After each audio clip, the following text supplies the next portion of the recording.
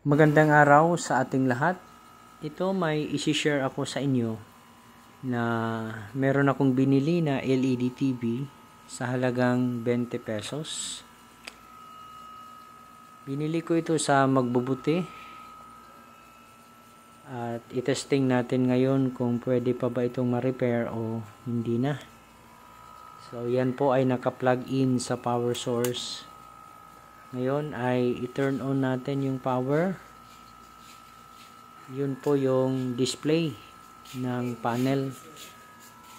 Alright, tingnan natin. Malala na yung sira ng panel, so hindi na natin ito i-repair. So ang mas mainam na gawin natin dito ay kunin na lang yung parts na pwede pa nating mapakinabangan at pwede pang magamit bilang replacement sa mga LED TV na atin i-repair.